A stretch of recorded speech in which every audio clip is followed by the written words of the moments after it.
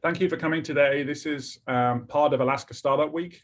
This is a week of events that started yesterday and continues through Friday. And there's actually a couple of events that are over at the weekend. And these are events across the state of Alaska. So today you're listening to some panelists from within Fairbanks and Anchorage, but there are also events in person in Fairbanks, one of them this afternoon, some in person in Anchorage, and a lot of virtual events online. And Kevin, or my co-host, will make sure that if you want to find out more information, he'll share a link at the end of the event on the website where you can go and learn more about the schedule and see what other events you want to sign up to.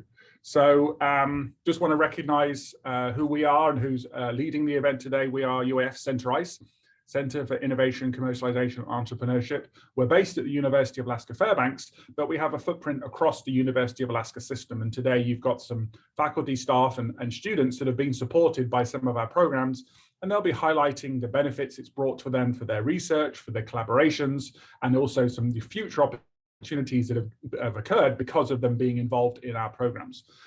Before I get going, I also want to recognize the traditional lands that we are on here in Fairbanks, of the Denana people of the Lower Tanana River. And for those across the US, you also will recognize the traditional lands you may be residing on, and also for their stewardship, past, present, and future caretaking. So I want to make sure that that gets recognized for all of the lands that we are on. So today's event focuses on innovation and entrepreneurship, and it's going to be highlighting projects that we have supported, the work that they've done, the benefits it's brought to them, the connections they've then gained because of those projects, both what we call a seed fund, which is supporting innovation and moving technologies and university-based research into commercial opportunities. We've got a couple of students from the summer that were supported in internship programs, working with Alaskan-based companies, those that have a Fairbanks location, and those that have an Anchorage, and also a connection to the Pacific Northwest. And then we'll have a discussion around sort of what they've been talking about, any questions from the audience, and really just how we as the statewide community can help them and the groups that they work with moving forwards. So I'm Peter Webley. I'm the Center ICE Seed Manager and the Deputy Director of our Technology Transfer Office at UAF, and are sort of managing the seed funds and the Students to Startups programs within our Innovation Hub. Kevin Hu, who is the Center Fellow here working with me, he's part of this team. And we have 4 panelists that are based at UAF and our students at UAF and UAA. We have Dr. Andrew McDonald, Associate Professor from the College of Fisheries and Ocean Sciences, University of Alaska.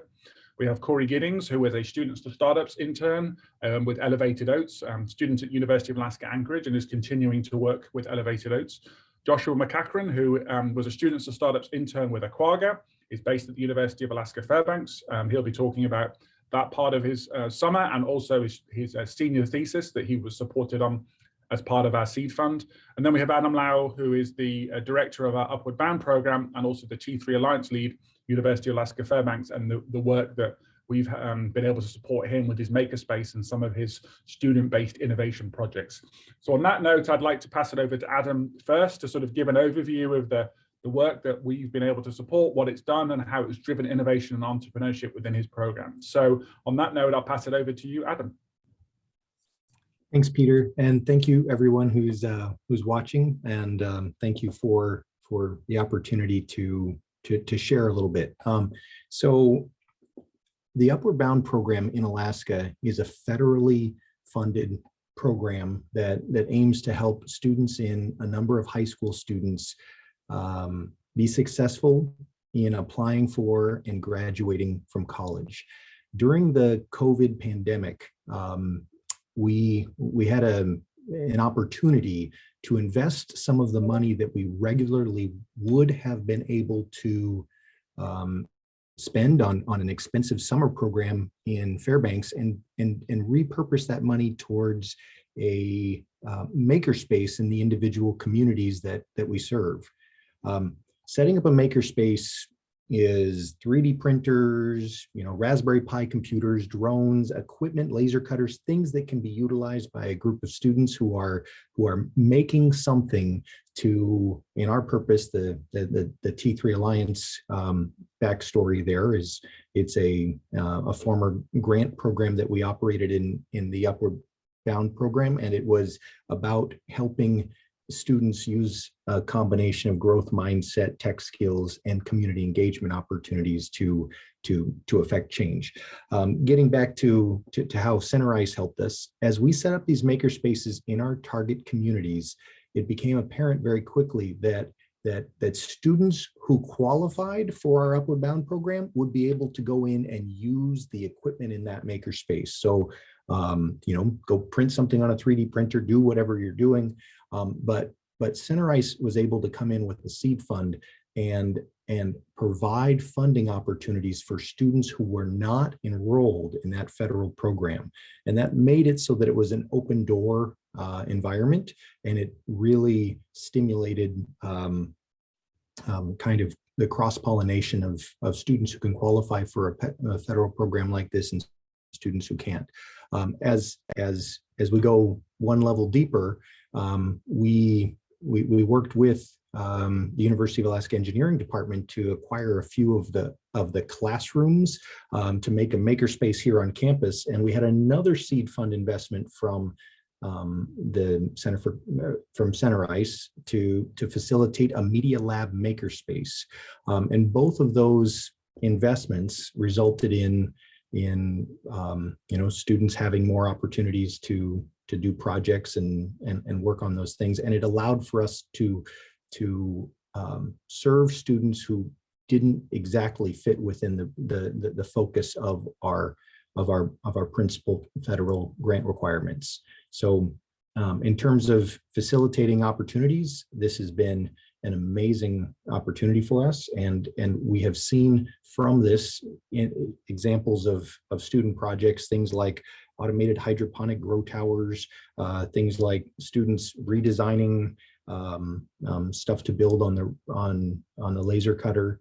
I don't have the list of all the projects, but I know that the pathway exists for those students in those communities to work on projects. And a student who comes up either here on campus or in one of our target communities knows that either they can get funding to work on a small project through the seed funding opportunity that's been provided by CenterIce, or through the traditional channels that are associated with the Upward Bound grant. So that's kind of an that's kind of an overview of how our world has been affected by this seed fund opportunity. And I'm looking forward to answering any questions and going deeper into the description of how we made it function. Perfect. Thanks, Adam. Yeah, it's great to see this sort of ability to have this diversity and ability to make it available for these experiential learning programs, and sort of working on community-based projects that can then have a direct impact in those communities, whether it's for a community user or if it's for an external business itself. And so we're happy that this has been a successful partnership and allowing your program to grow. And anybody interested in the makerspaces in a whole, you'll hear a little bit more about those in depth later in the week, and that's part of our programming. So obviously you can ask Adam any questions, but we can go into a lot more depth on makerspaces later in the week, and I believe that's happening tomorrow.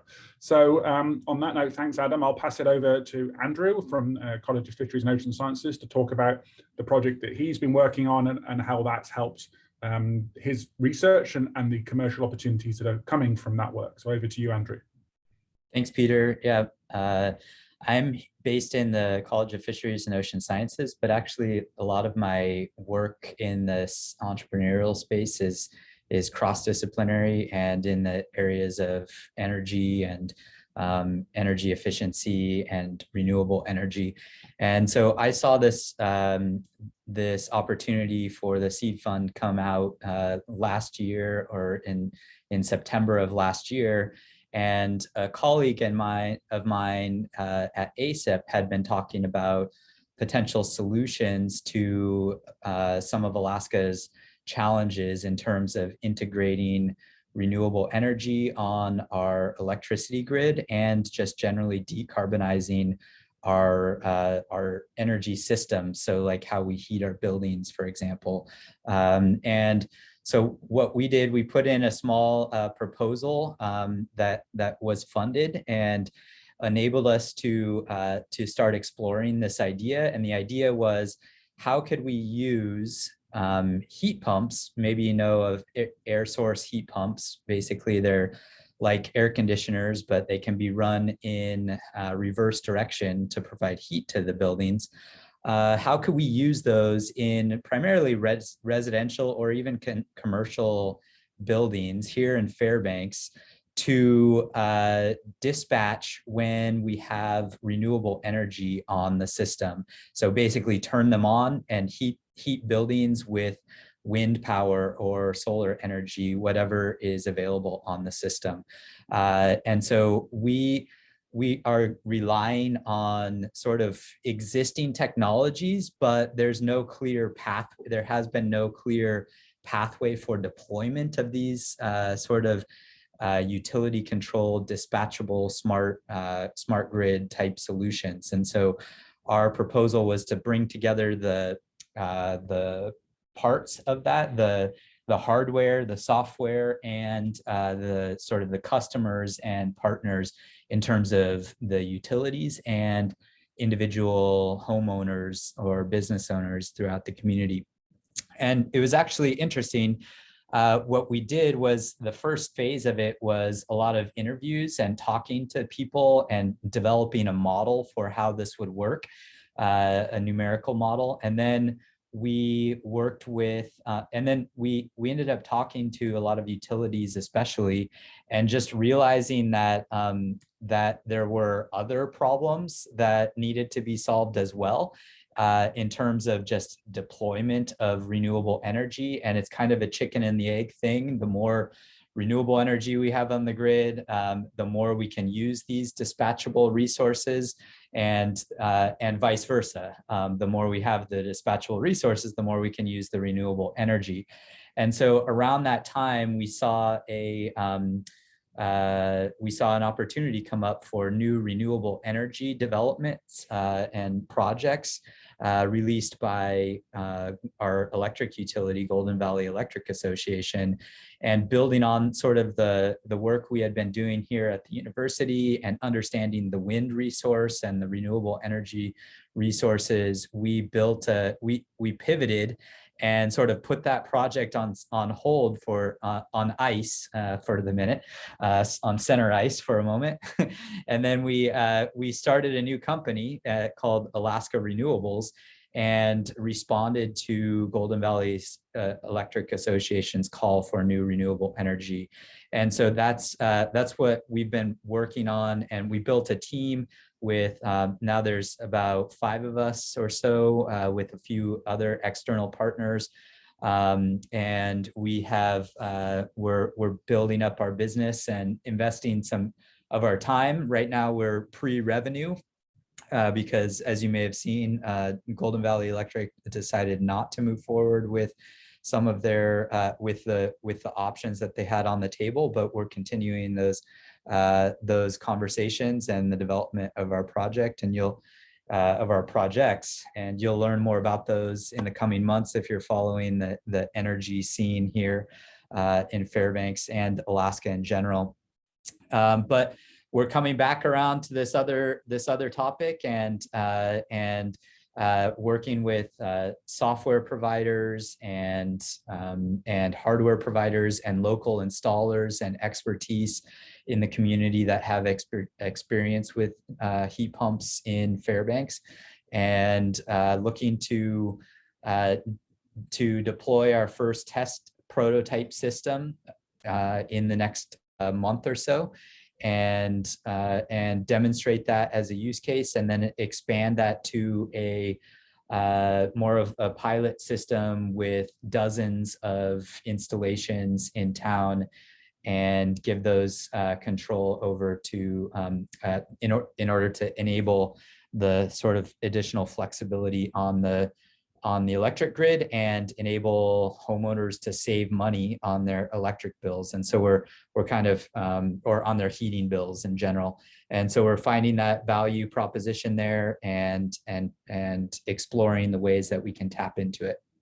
So it was really the seed funding that was a catalyst for us being ready to respond to these new and emerging opportunities that came out, and set the pace and provide the funding for to purchase the equipment for this initial system that we're working on deploying now and hoping to scale up in the months ahead. Great, thanks, Andrew. It's interesting to hear you using the words pivot already, and the terms that you often hear in the startup and entrepreneurial community, where you saw an opportunity and you pivoted your time to focus on that. Didn't work out as expected. That happens in the entrepreneurial innovation world. You don't always, the first pivot you do doesn't always become the exact direction you go, but it gives you an idea of what's out there, what you can do. You form the company, you have this ability to be able to react quicker to opportunities and sort of work at the speed of business in that approach, but also still continue the R&D side based on your academic background and the research you have on that project to develop some new technologies that, who knows, could move out into the commercial sector either through your own startup or licensed out to others, so they can help on the installation and the management of it. So it's you've got all these double directions, but sometimes it's that kickstart, that nudge to have the time to be able to put into it that is needed. Often those ideas need that sort of seed fund, that kickstart to get going, to then actually then scale up and be able to move forwards, and be able to give those with the ideas and the opportunities that the chance to work on them, rather than sort of just enumerating in the back of their brain and continually thinking, oh, I wish I could get this going, I wish I could get this going. So thanks for that. So next we've got Josh McCachran, and he'll be talking about a couple of things that he's worked on over the last 12 months. On his senior design project where he was supported, and then his transition into the summer where he was working with one of the students to startups companies, Aquaga. And then once Josh is given his overview, then we'll jump over to Corey, who another students to startup intern working with a business elevated outside of Anchorage. So over to you, Josh. Thanks, Peter. Yeah, so I'm actually really lucky because I've kind of been supported by Center Ice in like 3 different ways. So like Peter mentioned, I was funded through the seed fund that Center Ice has available for my senior design project. And then in the summer following that, I went through the I-Corps program through Center Ice and worked as a intern for Aquaga. And now I'm actually working with Adam in the T3 Alliance Upward Bound makerspace. So I'm apparently sticking in the Center Ice ecosystem that you've built up, Peter. So the project that I got to work on for my senior design, my senior thesis, was working with a team of 2 other really great engineers here at UAF. And our goal was to try and make it like a lot more easy to deliver small packages to rural Alaskan areas. And so kind of the target package goal would be like small important medical supplies. So for search and rescue missions, or even just to like rural villages that don't have road access or water access. And it can be tricky to manage the logistics of a full manned operation if you're flying like full aircraft out there.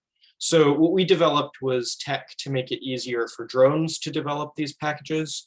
And essentially it was a winch and a winch and a claw that could be used to gently set down packages without needing any human intervention.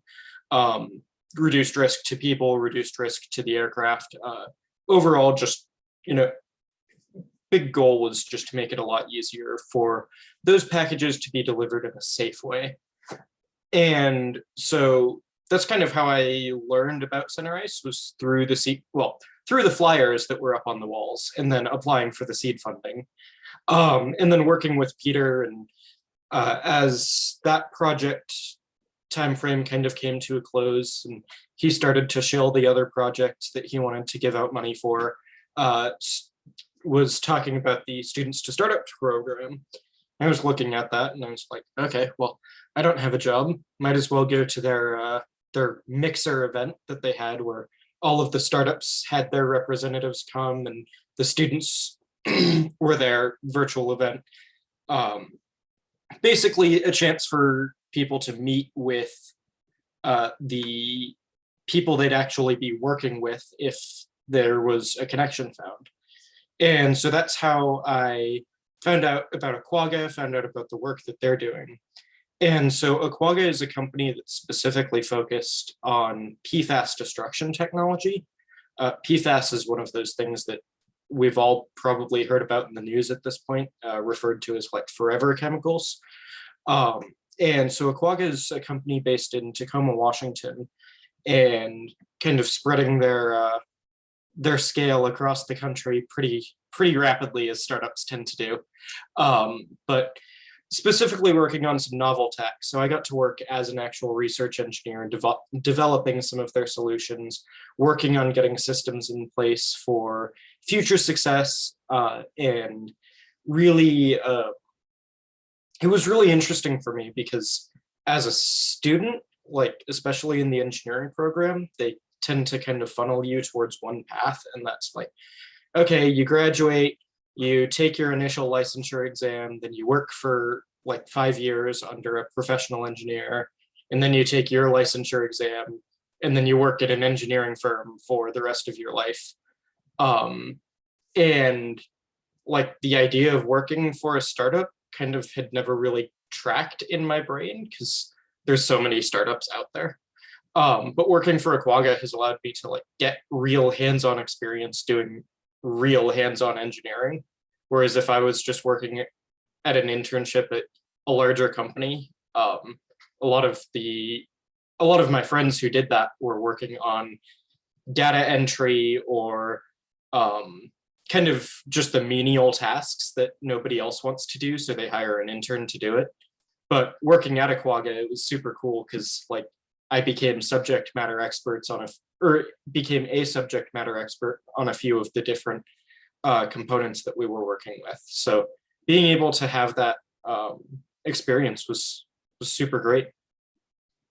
Perfect, thanks, Josh. I see that the Student Startups program and the ability to see the internal workings of businesses and what's out there beyond the academic environment is extremely beneficial to build up more resilient students as they look to graduate from the academic environment and go out to become employees of the future. The skills that they learn, the interactions that they perform, working with these smaller in personnel, but larger and looking to scale and grow.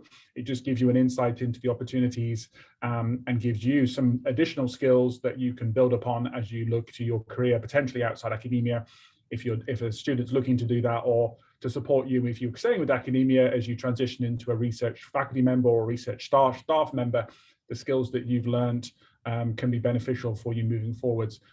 So thanks for that. So last but not least, I want to bring in Corey, who was another Students to Startups focused over the summer, and the work that he's done, working with Elevated Oats, which is not his academic area, but was a real passion that he saw through the connections that he made in that mixer event and over the summer, where it was obviously, you can say about your personal interest in that environment, but how you really made a connection with the owners, the co-owners, the co-founders, and sort of what you ended up doing over the summer, all the different aspects of it that you got involved with, and how it's sort of, now you're sort of part of the Elevated OTs culture, and how you've been continued to work with them, and the opportunities that it's given for you as we've moved into the fall. So on that note, I'll pass it over to you, Corey.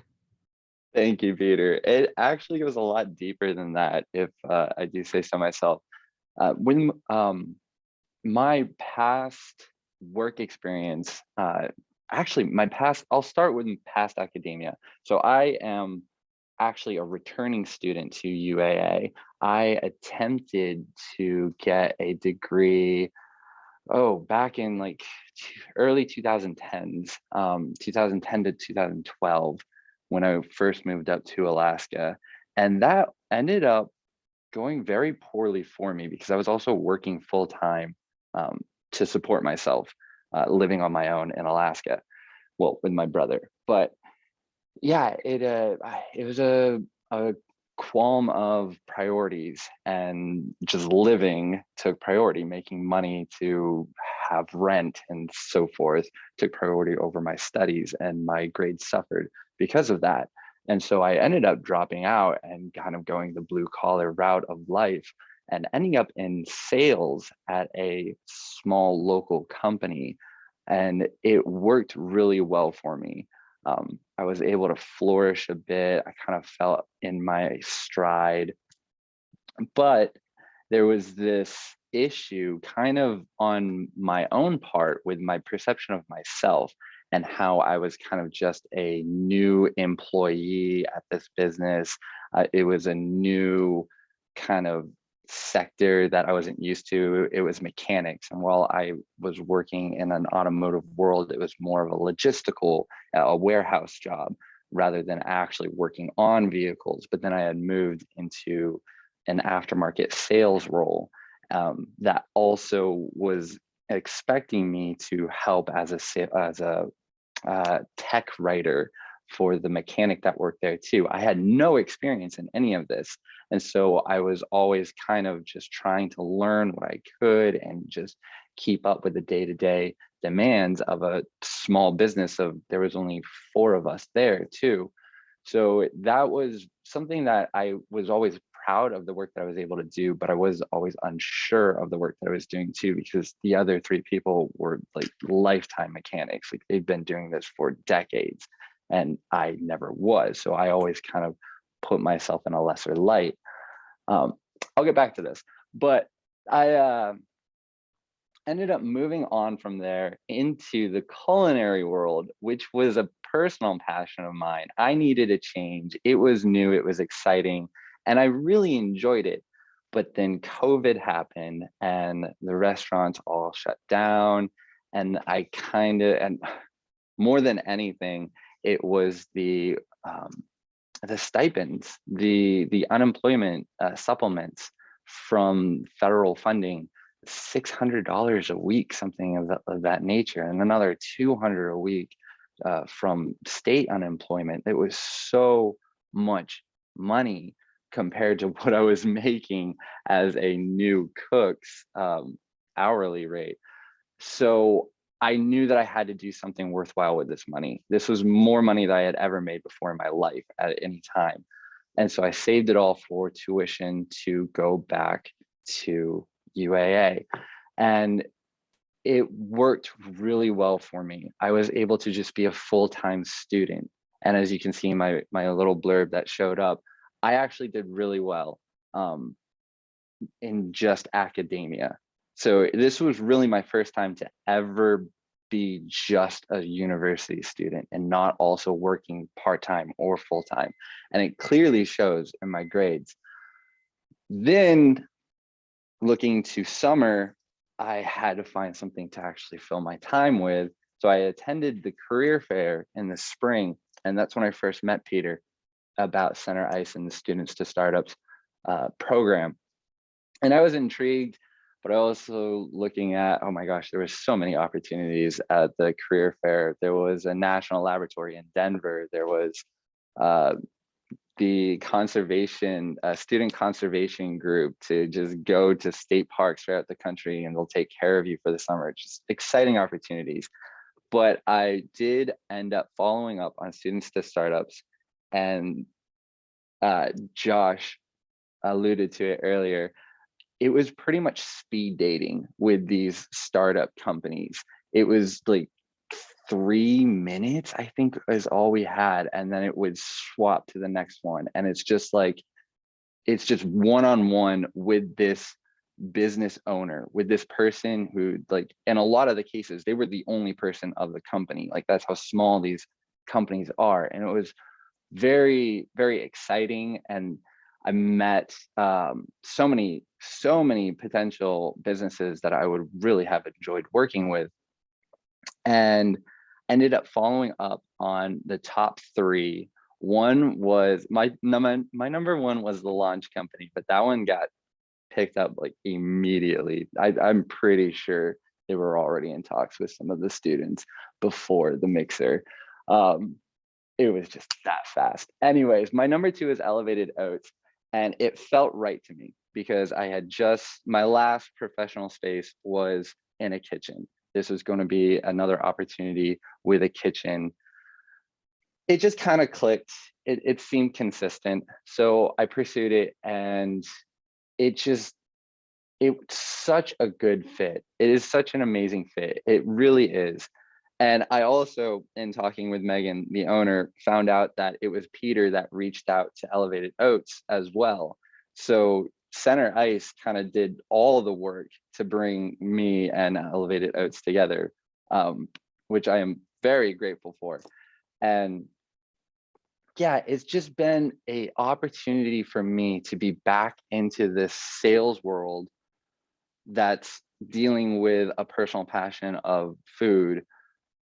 And I don't have that notion of myself as being lesser. Like, this is a startup. Everybody's on the same foot. We're all just giving anything that we possibly can to make this work, whatever it is, whenever it is.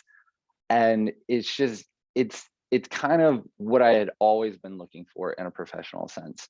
And the company, again, over the summer, there were a lot of continued learning experiences through the Students to Startups community. And that's when I also learned of the concept of a triple bottom line approach to business. Rather than just focusing on profits, you can focus on profits and people and doing good for the environment as well. And these were all things that Elevated Oats were kind of just naturally doing. That's what Megan and Lacey wanted to do as a company. It wasn't just about the granola. It's kind of a lifestyle approach. And it just really aligned with a lot of my own values. And it allowed me to feel like I have this opportunity to make an impact in a greater sense. I can do things like try to prioritize selling granola in bulk so that we can avoid packaging as much as possible. Is that a motivation to avoid packaging for reduced costs? Maybe, but mostly it's trying to reduce landfills and waste.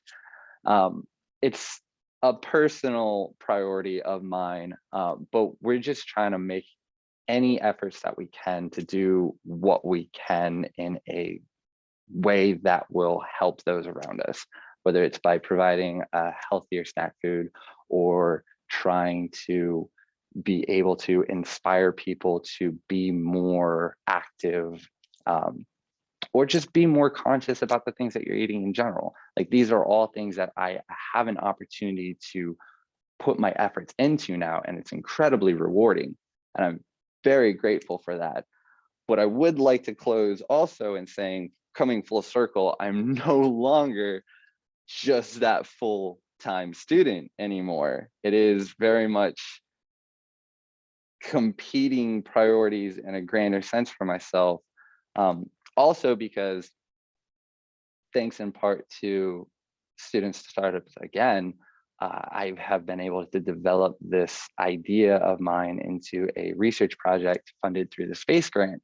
And so now my overall priority is split 3 ways. And it's just such a balancing act.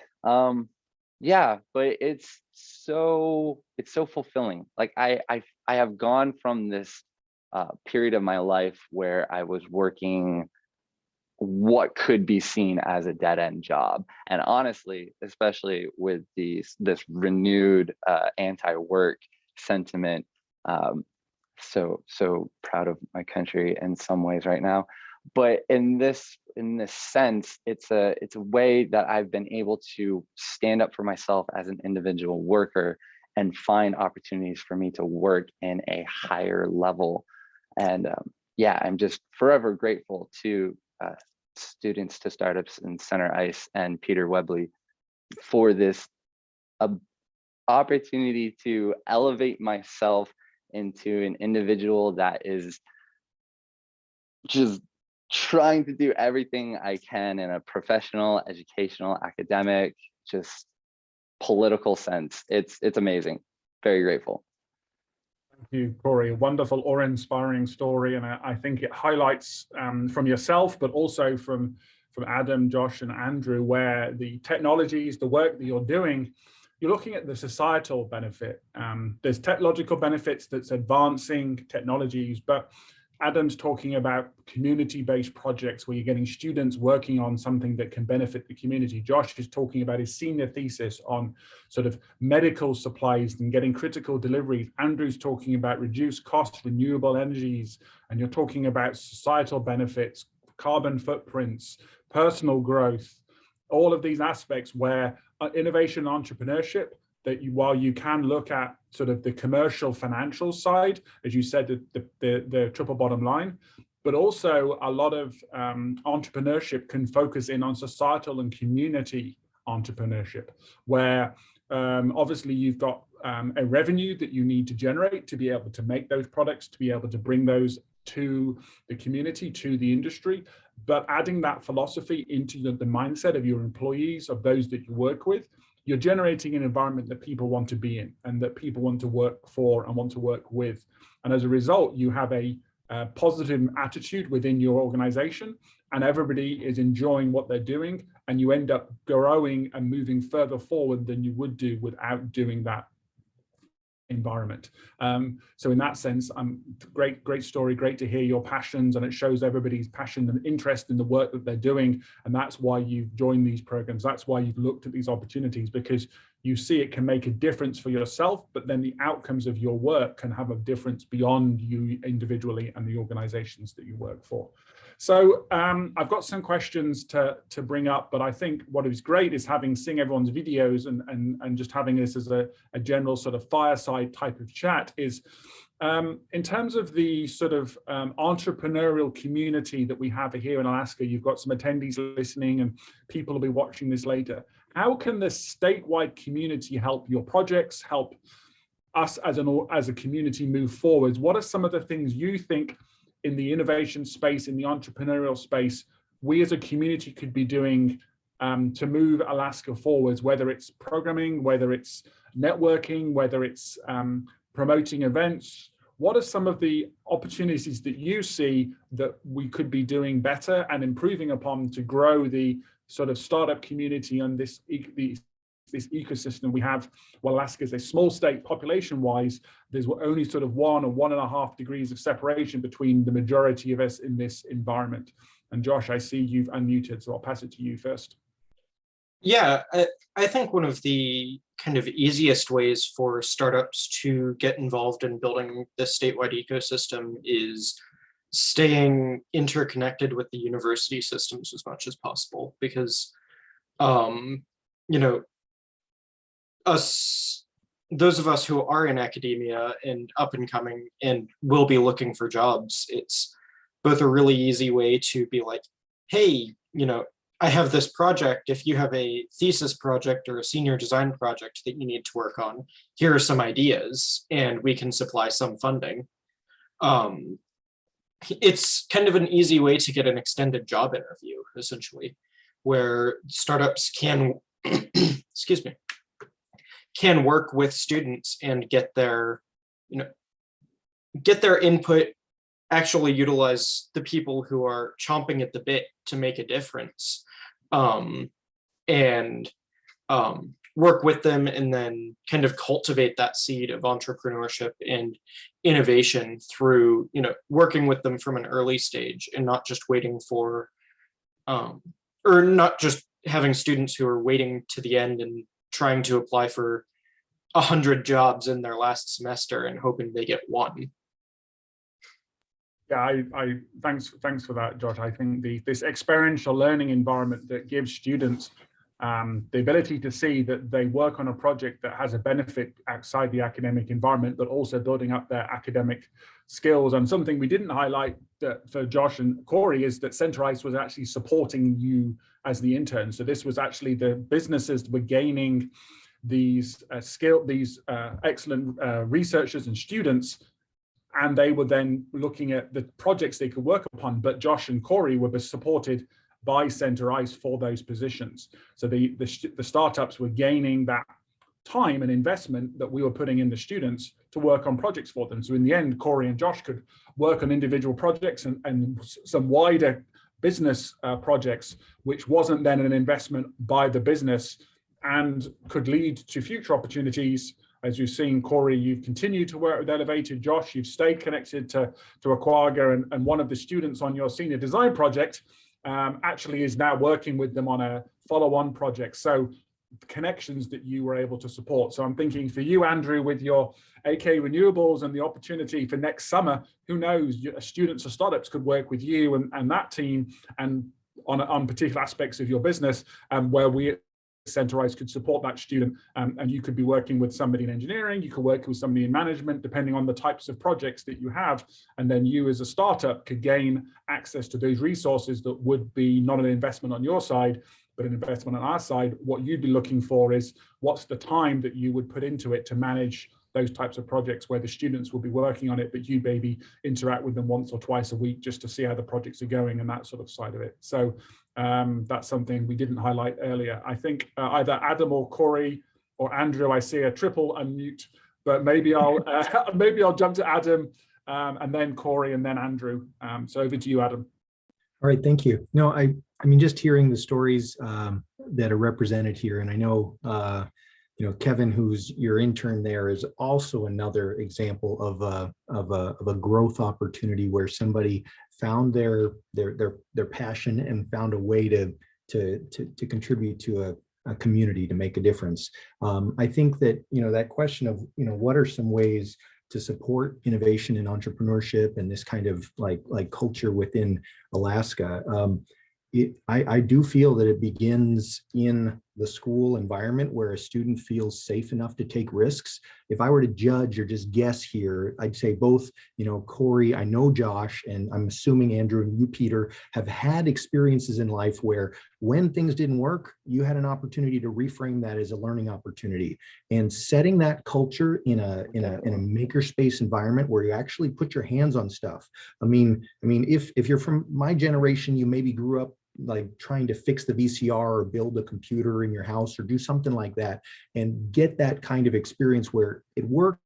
Yes, I got it. And now people are happy and now I've solved a problem. But in a lot of the, you know, the way our education system has gone and pushed more, you know, show that you can pass this test, go faster, you know, do more reading earlier, all the kinds of stuff they've done. It's taken that creativity and problem solving out of it. And when you know, Andrew describes the very real issue that our universe, or not our universe, but our world is facing with trying to make renewables talk to, you know, our energy power needs and those kind of things, that requires a student who problem solves and can reframe on a growth mindset, fixed mindset kind of pattern. So I think, you know, as I see your investment cycle, the first is, you know, have healthy maker spaces with trained teachers around Alaska who know how to curate a safe learning environment. Once that is going and it's healthy, then it almost grows itself, because students who find success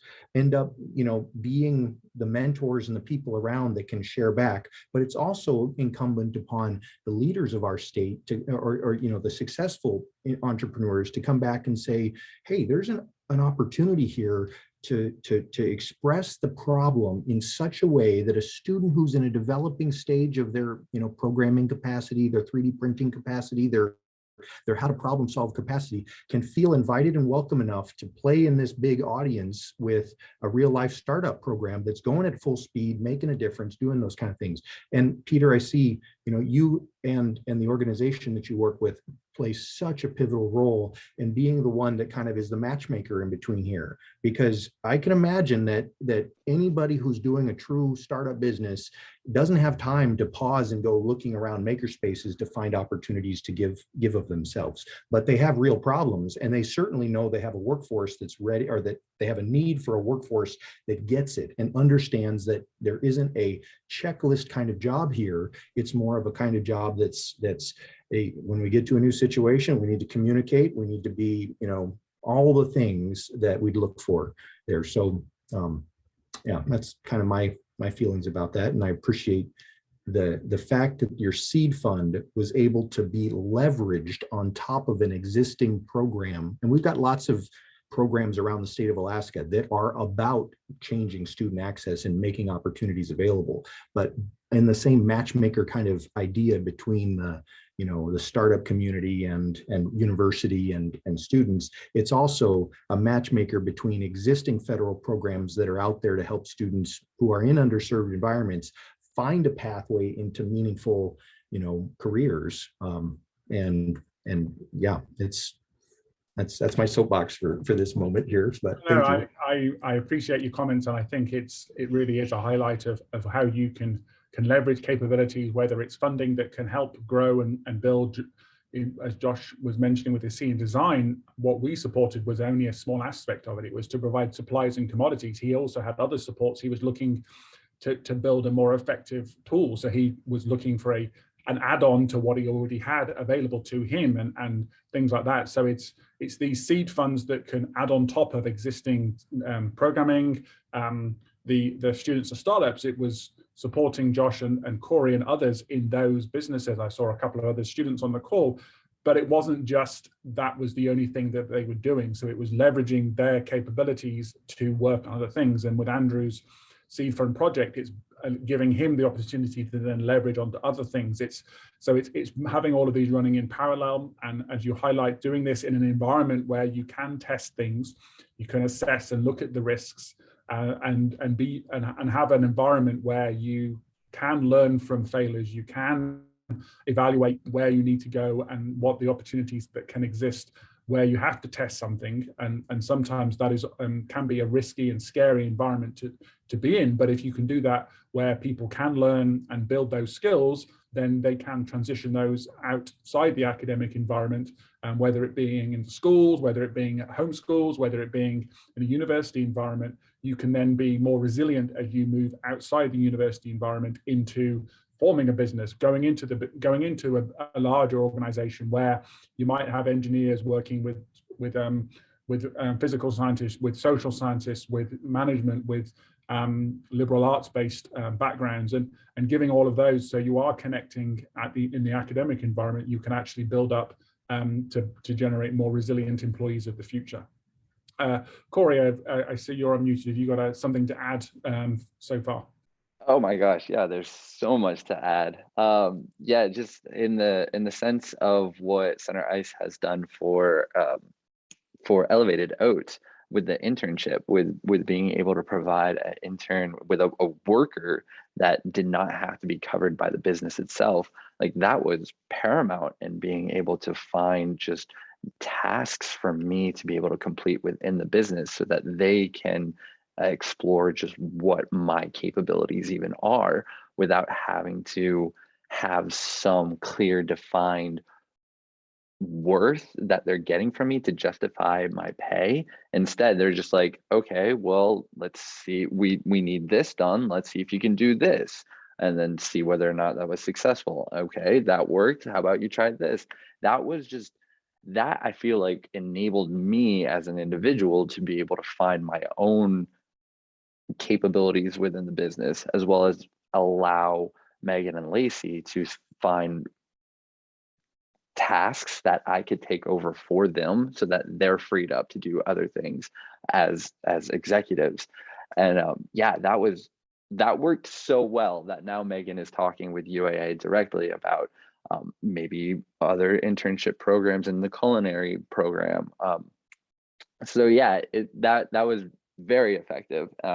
Again, very grateful for that as well. And then kind of continuing on to some of the things that Adam was saying, especially with makerspaces, like me personally with this project that I'm working on, I could very much use a makerspace in my life. I've looked into, maybe I haven't had enough time to look too deeply into capabilities either on UAA or within the community of Anchorage at large, just because a 3D printer is something that would help my own project greatly, but it's not really something that I feel like I, as somebody who's never 3D printed anything in my life, could then just go online, buy some printer, and get started within a time frame that actually makes sense. So I think that maker spaces have this, could serve this very specific use within the community for individuals like myself that are trying to do these research projects that are very kind of experimental. I'm just trying different geometries of different structures. But also in what Adam was saying, and having this environment that you just feel like you can also just create as well. And I think that helps students kind of have this conversation between both hemispheres of the brain. The left brain and the right brain are both able to kind of stretch their legs. I feel like in a lot of my math classes and a lot of my engineering classes, it's all very much logic. There's very little areas for creativity to come out. Now, some of these concepts have some very lofty kind of ideas behind them that, the creative side of the brain can kind of run with a little bit, but it is very stringent logic, and the whole grading system and everything, it's all based about getting this right answer through these steps of logic. And while that's important, I also do feel like there's a lot of development within students that's kind of being missed out in this creativity sense.